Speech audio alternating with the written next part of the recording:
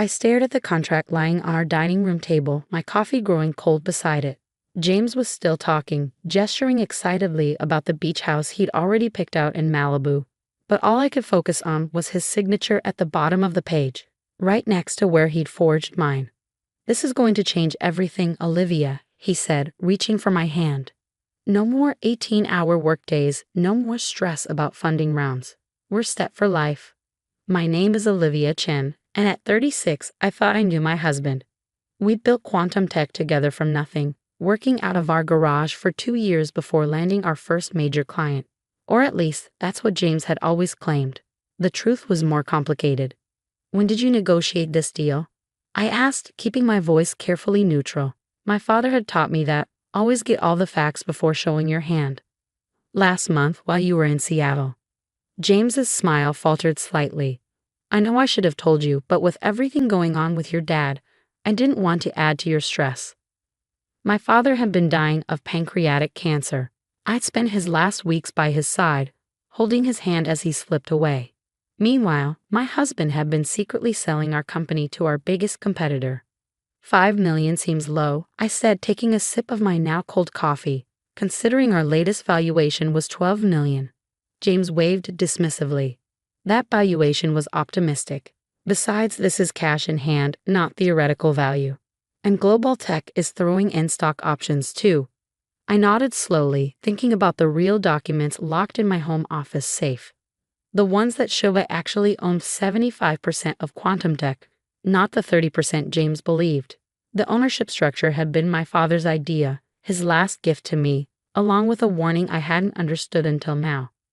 "Trust is good," he'd said, "but controlled is better." "Have you told the team yet?" I asked, watching James's face carefully. "Not yet.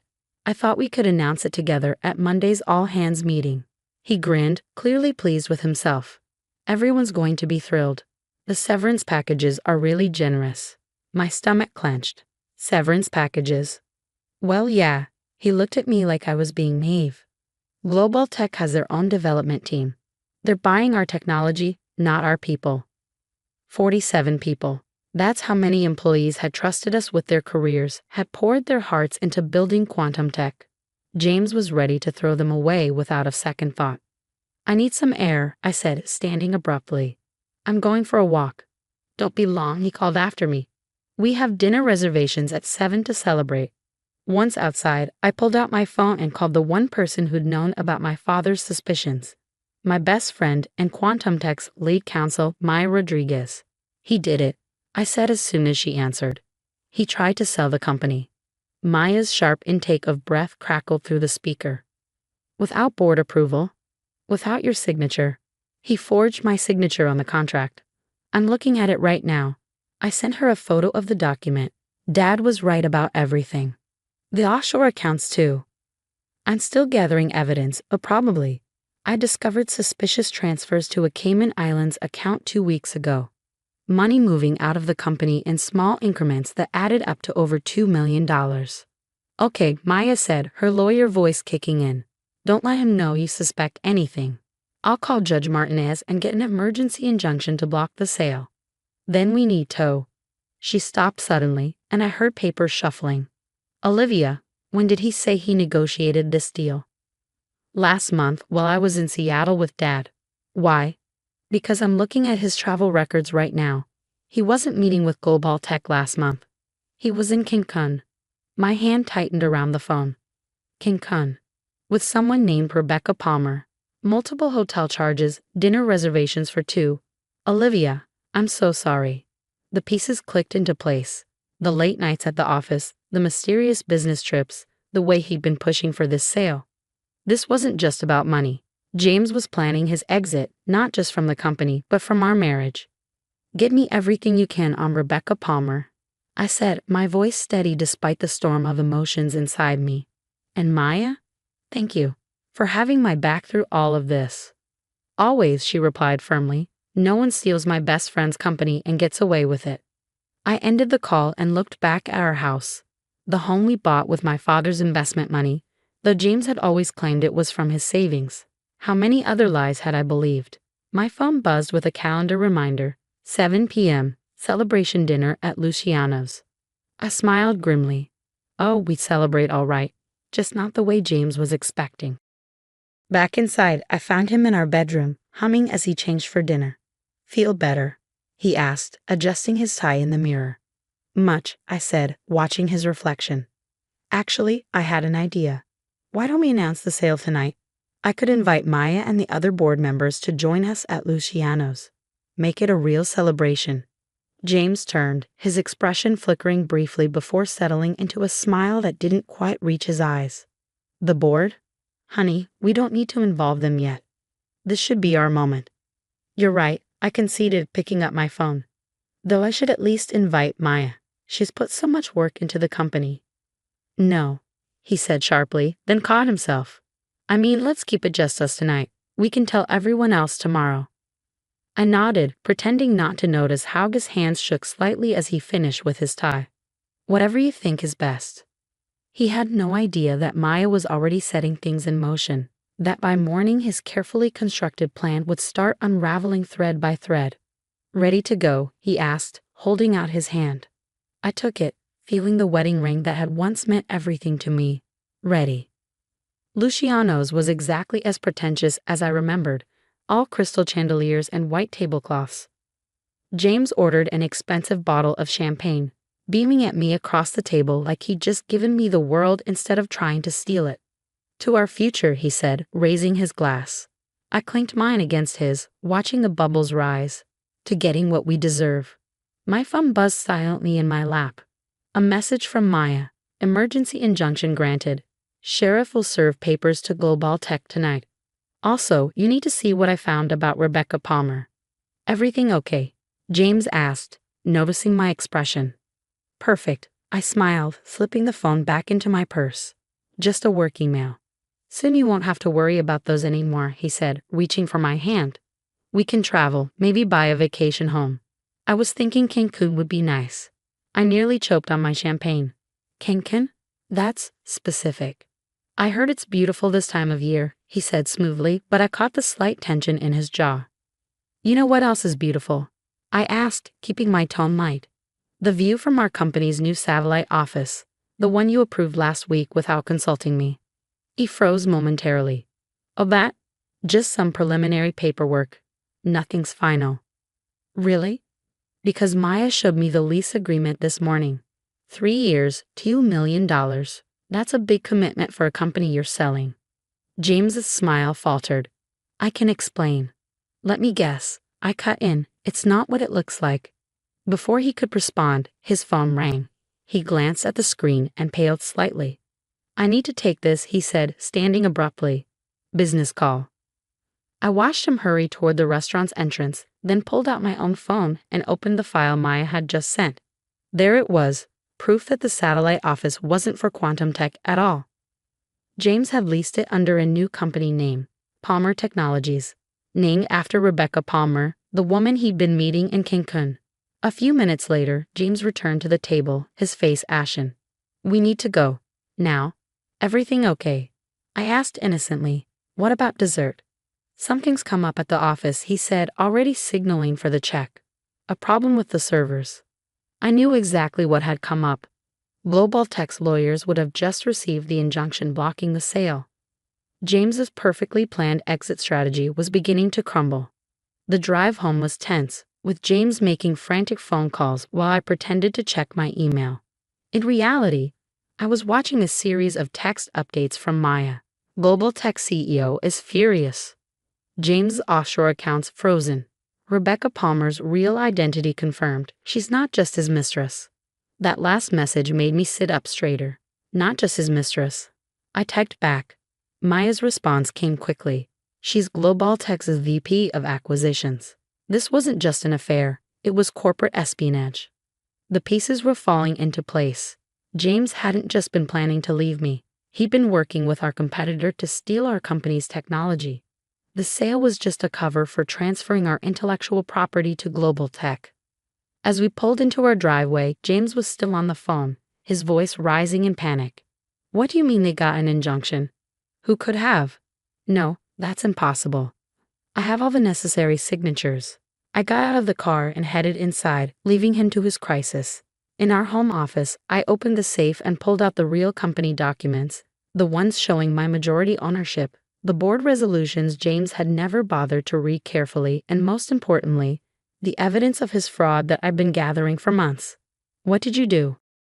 I turned to find James standing in the doorway, his face contorted with rage. What did I do? I repeated calmly. I protected my company, the company my father helped build that you tried to steal. Your company? He scoffed. I built quantum tech from nothing. You were just the money. Is that what you told Rebecca? I asked, watching his face pale. When you were meeting her in Cancun, planning how to sell our technology to global tech. He took a step forward, but I held up my hand. Before you say anything else, I continued, you should know that Maya has copies of everything. The forged documents, the offshore accounts, your meetings with global tech. Corporate espionage is a serious crime, James. You're bluffing, he said, but his voice shook slightly. I opened my laptop and turned it toward him, showing the surveillance photos of him and Rebecca in Cancun, the bank transfers, the secret communications with global tech. Did you really think my father would leave me unprotected? I asked quietly. He knew what you were, even before I did. That's why he made sure I had controlling interest in the company. James lunged for the laptop, but I was faster, stepping back as Maya and 2 police officers appeared in the doorway behind him. James Thompson, one of the officers, said, you're under arrest for fraud and attempted corporate espionage. As they led him away in handcuffs, he kept looking back at me, his face a mask of disbelief and rage. You'll regret this, he spat. You're nothing without me. I watched from the window as the police car drove away, feeling strangely empty. The man I'd loved, the life I thought we built together. It had all been a carefully constructed lie. Maya touched my shoulder gently. You okay? I nodded, picking up the family photo from my desk, the last one taken before my father got sick. Dad tried to warn me about James. I should have listened sooner. You listened when it mattered, she said firmly. Now, want to hear what else I found about Rebecca Palmer and global tech? Because this goes deeper than we thought.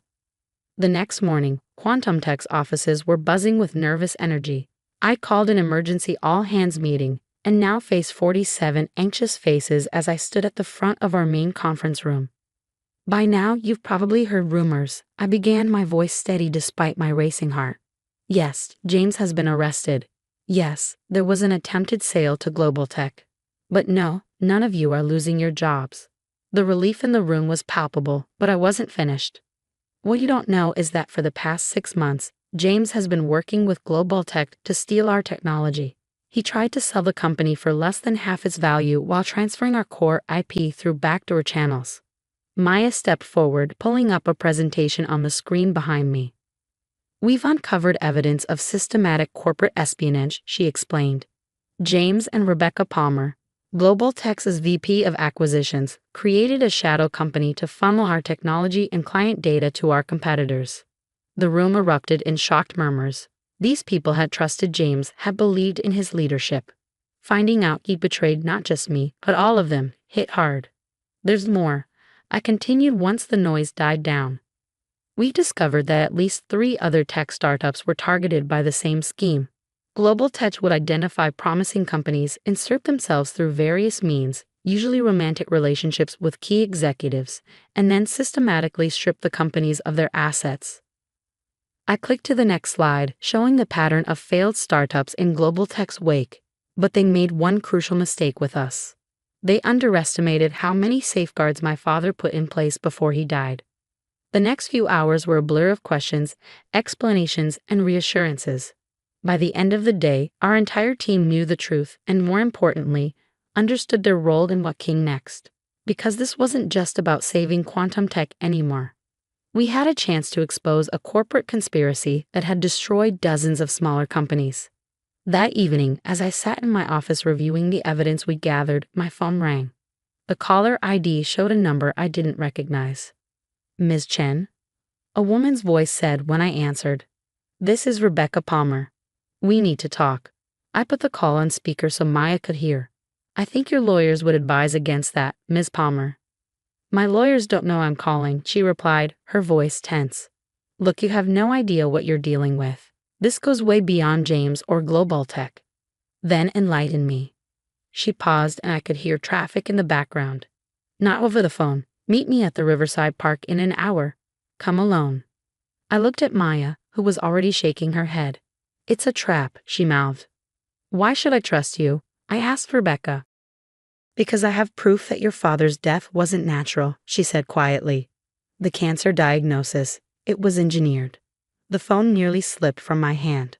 What? 1 hour. The bench by the fountain. Don't be late. The line went dead. Maya was already on her phone, calling her contacts in law enforcement. Within 30 minutes, we had plainclothes officers positioned throughout the park and a wire hidden under my jacket. Rebecca was already at the bench when I arrived, looking nothing like the polished executive from the surveillance photos. Her designer suit was wrinkled, her hair disheveled. They're going to kill me, she said without preamble. Once they realize I'm talking to you, I'm dead. Who's they? She pulled out a USB drive with shaking hands. It's all here, the whole operation. Global Tech isn't just stealing technology. They're eliminating anyone who might expose them. Your father figured it out. That's why they had to move quickly with James. I felt sick. Are you saying they murdered my father? They have people inside pharmaceutical companies, hospitals. They can make anything look natural. She pressed the USB drive into my hand. James doesn't know the half of it. He thought this was just corporate espionage, but it's... A sharp crack split the air. Rebecca's eyes went wide, then blank. She slumped forward as screams erupted around us. The next few hours were chaos. Police swarming the park, reporters gathering at the edges, Maya pulling strings to keep my name out of the immediate coverage. The USB drive contained everything: internal emails, financial records, medical documents. A conspiracy so vast it seemed impossible, yet the evidence was undeniable. 3 weeks later, I stood in front of Quantum Tech's team again, but this time with federal agents beside me. The investigation is ongoing, I explained, but arrests are being made. Global Tech's entire executive board, hospital administrators, even some government officials who helped cover it up. James had already pleaded guilty to lesser charges in exchange for his testimony. He would serve time, but more importantly, he would help bring down the people who had murdered my father. Maya touched my arm gently. Ready for the press conference? I nodded, straightening my jacket. Outside, cameras waited to hear the story of how a small tech company had uncovered one of the biggest corporate conspiracies in recent history. But first, I had one stop to make. At my father's grave, I placed fresh flowers and the news article announcing Global Tech's downfall. You tried to protect me, I whispered. Now I'm finishing what you started. The company would recover. We'd already landed 3 major contracts from Global Tech's former clients. Our team was stronger than ever, united by what we'd overcome together. As for me, I was different now. Stronger, yes, but also more cautious. Trust, as my father had said, was good, but control and justice were better. The headlines would call it a story of corporate greed and betrayal, but for me, it was simpler than that. It was about a daughter finally understanding her father's last lesson, about a woman reclaiming her power, and about truth finally coming to light. James had tried to steal my company, but he'd given me something instead, the chance to expose a corruption that had cost lives, including my father's. Sometimes I realize the greatest victories come from our deepest losses, and sometimes justice wears many faces.